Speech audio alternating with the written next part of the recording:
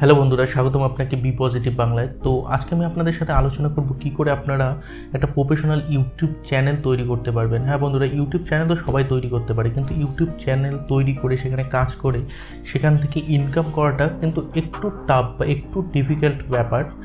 তো অনেক কিছু জানতে হবে বা অনেক কিছু শিখতে হবে। না জেনে না শুনে কোনো কিছু করলে কিন্তু আপনি সেখানে সাকসেস পাবেন না। তো আমার উদ্দেশ্য হচ্ছে আপনাদের ইনফরমেশন দেওয়া, কিন্তু এগোতে হবে কিন্তু আপনার নিজেরই। তো আমি যেটুকু আমার নলেজে আছে বা আমি নিজের এক্সপিরিয়েন্স থেকে আমি গেইন করতে পেরেছি, আমি বিভিন্ন টাইপের ইউটিউব চ্যানেলে কাজ করে, আপনারা দেখতে পারেন আমার প্লে বাটন। তো আমার ইউটিউব সম্পর্কে যেটুকু নলেজ আছে আমি পুরোটাই আপনাদের সাথে শেয়ার করার চেষ্টা করব। তো আজকে আমি আলোচনা করব যে কী করে আপনি একজন প্রফেশনাল ইউটিউবার হয়ে উঠবেন। তো ইউটিউব শুরু করতে গেলে প্রথমে আপনাকে একটা ইউটিউব চ্যানেল তৈরি করতে হবে। তো আমি আশা করি আপনাদের সবারই ইউটিউব চ্যানেল আছে, যেহেতু আপনি আমার ভিডিওটি দেখছেন বা আমার চ্যানেলে লাইক করছেন, কমেন্ট করছেন। তো আপনার চ্যানেল না থাকলে কিন্তু আপনি লাইক কমেন্ট করতে পারবেন, তখন নিশ্চয়ই আপনার একটা ইউটিউব চ্যানেল আছে। আজকে আমি আপনাদের সাথে আলোচনা করবো যে কী করে আপনি প্রফেশনালি সেই ইউটিউব চ্যানেলটাকে রান করাবেন। তো দেখুন, ইউটিউব চ্যানেল তৈরি করা এবং ইউটিউবে কাজ করার মধ্যে কিন্তু পার্থক্য আছে। আপনি ইউটিউবে কাজ করতে গেলে আপনার ফার্স্ট যেটা করতে হবে সেটা হচ্ছে আপনার মাইন্ডসেট।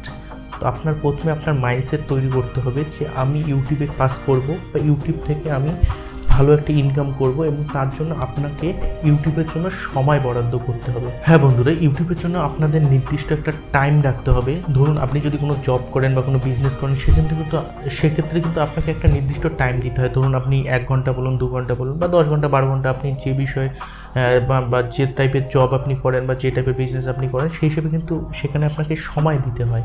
তো ইউটিউবে কিন্তু একটা জব অপশন বা বিজনেস অপশন হিসেবে কাজ করছে, এখানেও কিন্তু আপনাকে সময় দিতে হবে। ধরুন আপনি ডেইলি 1 ঘন্টা বা 2 ঘন্টা, আপনি যেটুকু সময় পান, সকালে রাতে দুপুরে যে সময় পান, আপনি ইউটিউবে সময় দিতে হবে ডেইলি। ইউটিউবে ধারাবাহিকভাবে কাজ করাটা খুবই দরকার, নাহলে কিন্তু আপনি ইউটিউবে তেমনভাবে গ্রো করতে পারবেন না।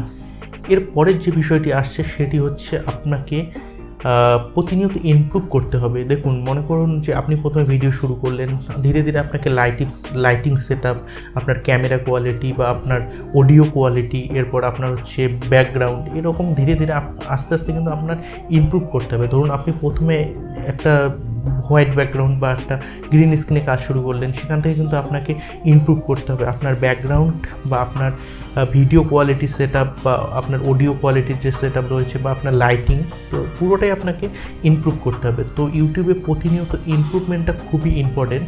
তো আপনি যদি এক লেভেলে ধারাবাহিকভাবে কাজ করে যান, সেক্ষেত্রে কিন্তু ইউটিউবে গ্রো করা বা প্রফেশনালি আপনার ইউটিউব চ্যানেলটাকে প্রেজেন্ট করা সম্ভব হবে না। তো তাই প্রতিনিয়ত চেষ্টা করবেন সে চেঞ্জ নিয়ে আসার বা ভালোর থেকে আরও ভালো করার।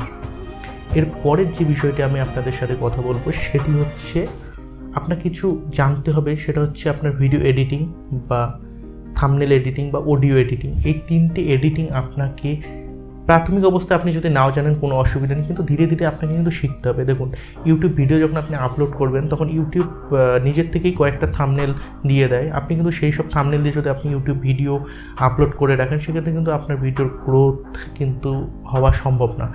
তার জন্য কী করতে হবে, আপনাকে থাম্বনেল তৈরি করতে হবে ফটো এডিটিংয়ের মাধ্যমে, এবং খুব সুন্দর একটা আই ক্যাচিং থাম্বনেল তৈরি করে আপনার ইউটিউব ভিডিওতে সেই থাম্বনেল ইউজ করতে হবে। এবং আপনার ভিডিও কোয়ালিটি প্রতিনিয়ত ইমপ্রুভ থেকে আরও ইমপ্রুভ করতে হবে, সেটা হচ্ছে এডিটিংয়ের মাধ্যমে। আপনি সবসময় চেষ্টা করবেন যে এডিটিংটা একটু প্রফেশনালি করার, এবং আপনার যে সাউন্ড কোয়ালিটি, যেমন আমি বোয়া M1 মাইক ইউজ করছি, আপনি মাইক যেমন ইমপ্রুভ করবেন সেমনভাবে কিন্তু বোয়া M1-এর ডাইরেক্ট র অডিও তেমন একটা ভালো আসে না। আমি এটাকে আবার সফটওয়্যার দিয়ে এডিট করি। তো আপনার সাউন্ড এডিটও শিখতে হবে। তো এই গেল কয়েকটা বেসিক এডিটিংয়ের বিষয়, যেগুলোকে আপনার জানতে হবে। এর পরবর্তী যে বিষয়টি সবথেকে ইম্পর্টেন্ট, সেটি হচ্ছে ইউটিউবে কন্টেন্ট কোয়ালিটি বলতে এখানে আমি ভিডিও বা অডিও কোয়ালিটির কথা বলছি না, এটা অলরেডি আমি আলোচনা করলাম। তো এটা হচ্ছে আপনার কন্টেন্টের ভিতরের বিষয়বস্তুর কোয়ালিটি। সেটা হচ্ছে আপনি যেটা শেয়ার করছেন সেটা কতটা পাওয়ারফুল, সেটার উপর কিন্তু আপনার ভিডিও অনেকটা নির্ভর করছে। কারণ একজন যখন আপনার ভিডিওতে ক্লিক করবে, সে ভিডিওটা পুরো দেখবে কি দেখবে না, সেটা কিন্তু আপনার ভিডিওর পাওয়ারের উপর নির্ভর করছে। ভিডিওর পাওয়ারটা কি, সেটা হচ্ছে আপনার ভিডিওর বিষয়বস্তুর উপর। তো সবসময় মাথায় রাখবেন যে ভিডিওর আপনি যে বিষয়ে ভিডিও বানাচ্ছেন সেই বিষয়ের গভীর থেকে গভীরতম আপনি নলেজ গেইন করুন এবং তার থেকে ভিডিওটা আপনি তৈরি করুন, যেটা যে কেউ একজন আপনার ভিডিওতে ক্লিক করলে সে যেন ভিডিওটা পুরো দেখার পরই ভিডিও থেকে এক্সিট করে। তো এটা কিন্তু খুব একটা ইম্পর্টেন্ট বিষয়। আপনার ভিডিওর কোয়ালিটি খুব আপনার যে নিশের উপর আপনি ভিডিও তৈরি করছেন সেই নিশের উপর যেন আপনি চেষ্টা করবেন যে আপনার ভিডিও যাতে সেই নিশের উপর সবথেকে বেস্ট হয়। তো এরপরে যে বিষয়টা আমি আলোচনা করব সেটি হচ্ছে কিওয়ার্ড রিসার্চ।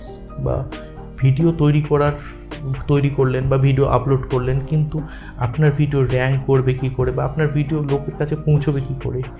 তো এটার জন্য কিন্তু আপনাকে কিওয়ার্ড রিসার্চ করতে হবে। তো কিওয়ার্ড রিসার্চটা কীভাবে করে আমি সেপারেট একটা ভিডিও তৈরি করব কিওয়ার্ড রিসার্চের উপর, শুধুমাত্র কিওয়ার্ড রিসার্চের উপর। তো আজকে আমি আপনাদের বেসিক আইডিয়া দিচ্ছি। ধরুন আপনি একটা ভিডিও আপলোড করলেন যে how to make money online. তো এরকম কিন্তু হাজারো ভিডিও আছে, সেই এতগুলো ভিডিওর ভিড়ে আপনার ভিডিওটা কীভাবে লোকের কাছে পৌঁছবে। কেউ যদি সার্চ করে যে how to make money online, তো আপনার ভিডিওটা কী করে সামনে আসবে। তো এইসব বিষয় নির্ভর করে কিন্তু বেশ কয়েকটা বিষয়ের উপর। তো তার মধ্যে একটা ইম্পর্টেন্ট বিষয় হচ্ছে আপনার কিওয়ার্ড। তো কী করে আপনারা কিওয়ার্ড রিসার্চ করবেন এবং এসইওর মাধ্যমে আপনার ভিডিওকে র্যাঙ্ক করাবেন। তো এই নিয়ে আমি নেক্সট একটা ভিডিও বানাবো। তো তার জন্য চ্যানেলকে সাবস্ক্রাইব করে রাখতে হবে। তো এরপরে যে বিষয়টি আমি কথা বলবো সেটি হচ্ছে আপনার সেলফ কনফিডেন্স। হ্যাঁ বন্ধুরা, সেলফ কনফিডেন্স কিন্তু খুবই ইম্পর্টেন্ট একটা বিষয়। আপনি যদি ভিডিও তৈরি করতে চান বা আপনি যদি ফেস দেখিয়ে ভিডিও তৈরি করতে চান বা আপনি ফেস না দেখিয়েও ভিডিও তৈরি করতে চান বা আপনি যদি শুধু কথা বা আওয়াজের মাধ্যমে ভিডিও তৈরি করতে চান, তাও কিন্তু আপনার সেলফ কনফিডেন্সটা খুবই দরকার।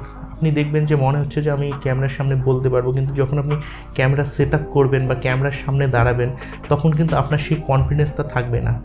তো এই হচ্ছে সেলফ কনফিডেন্সের ব্যাপার। তো সেলফ কনফিডেন্সটা আপনাকে নিজের থেকে নিয়ে আসতে হবে এবং আপনাকে ক্যামেরার সামনে কথা বলতে বা ক্যামেরার সামনে ফেস করতে আপনাকে কিন্তু ভয় পেলে চলবে না। তো আপনাকে সবসময় চেষ্টা করবেন যে ক্যামেরার সামনে কমফোর্টেবল থাকার বা ক্যামেরার সামনে যাতে আপনি নার্ভাস না হন। তো এটা ধীরে ধীরে আপনি আয়নার সামনে প্র্যাকটিস করবেন এবং ধীরে ধীরে প্র্যাকটিস করে এইসব বিষয় ইমপ্রুভ করা যায়। তো এরপরে যে বিষয়টি আমি কথা বলবো সেটি হচ্ছে ধারাবাহিক চর্চা বলতে আমি ধরুন ভিডিও বানাচ্ছি বা অডিও বানাচ্ছি, ভিডিও এডিটিং করছি, প্রথমেই কিন্তু আমার প্রফেশনালি আসবে না।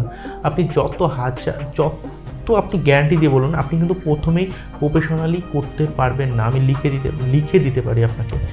তো এটা হচ্ছে চর্চার মাধ্যমে ধীরে ধীরে এটা ইমপ্রুভ হয়। আপনি প্রথমে শুরু করুন, স্টার্ট করতে হবে এবং প্রতিনিয়ত আপনাকে ইমপ্রুভ করতে হবে।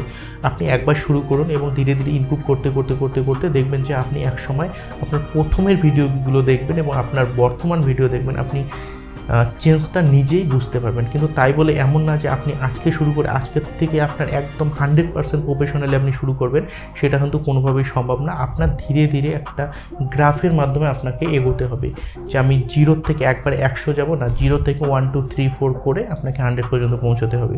তো এইসব বিষয়ে মাথায় রেখে কাজ করলে আপনি একজন প্রফেশনাল ইউটিউবার হয়ে উঠতে পারবেন। তো ভিডিওটি যদি আপনার একটু ভালো লাগে অবশ্যই লাইক করবেন আর চ্যানেলকে সাবস্ক্রাইব করতে ভুলবেন না, কারণ আমি ইউটিউব রিলেটেড এবং এসইও বা online income related video upload করে থাকি। দেখা হচ্ছে পরের ভিডিও। ভালো থাকবেন, ধন্যবাদ।